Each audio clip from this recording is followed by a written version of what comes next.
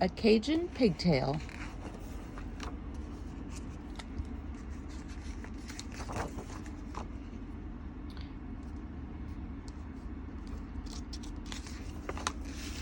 Allons! The incident quickly became town chatter. Some say it was planned. Others believe it was pure happenstance. One thing is for sure. All of these things happened, more or less.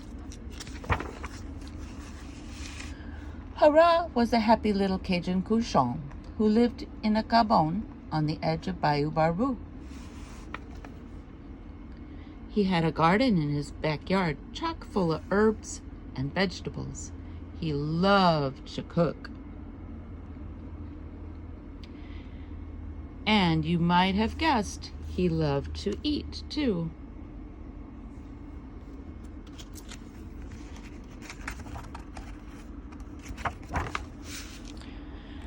Every morning for breakfast, he ate a bowl full of warm couscous drizzled with cane syrup and cold milk. But on one particular morning, he woke up with an envie for French toast and coffee milk. He sprung out of bed and danced a tippy-toed two-step into his kitchen.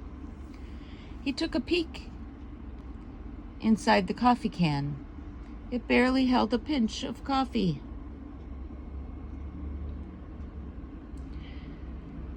He lifted the lid on the bread box. It was empty too.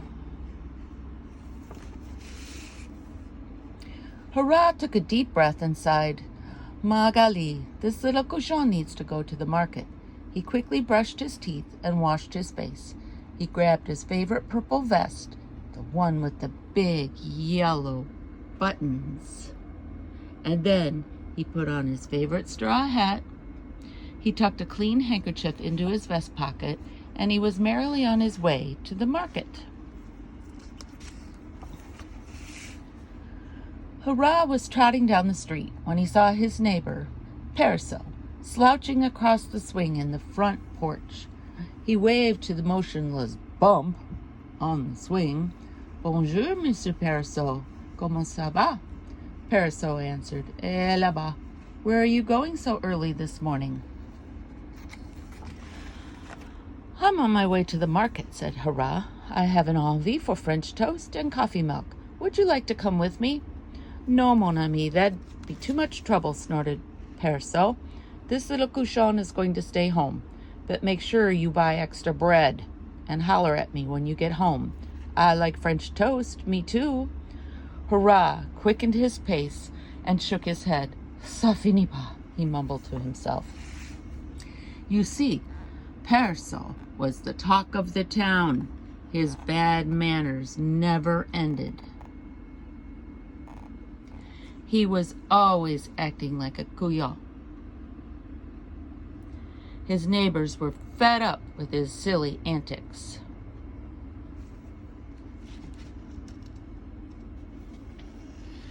When Hurrah arrived at the market, he quickly found the groceries he needed for his breakfast. He marched past the boucherie, and whoa! He stopped in his tracks to get a closer look.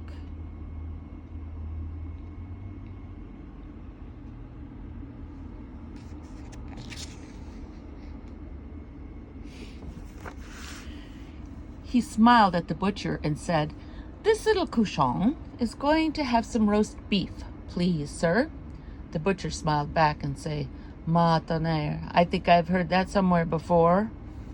Hurrah added pickles, a jar of mayonnaise, and a basket of fresh strawberries to his cart, and then he rushed to the checkout counter. His belly was beginning to rumble. Ay, ay, ay, he sighed.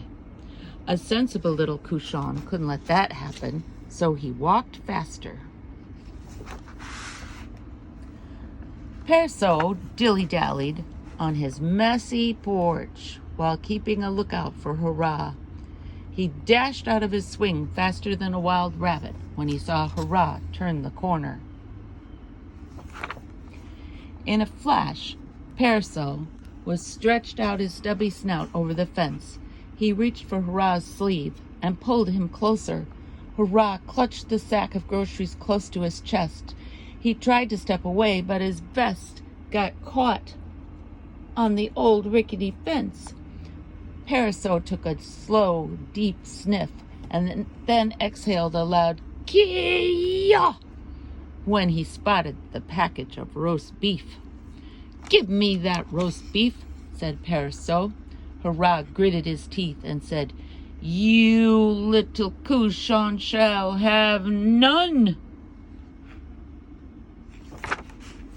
Now, it just so happened that Brushback Beret, part-time newspaper boy, and ace pitcher for the Barroo Hunters baseball team rode by on his bicycle.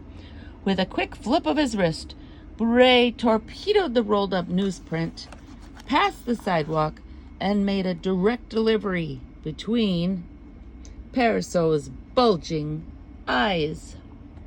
Kaplow!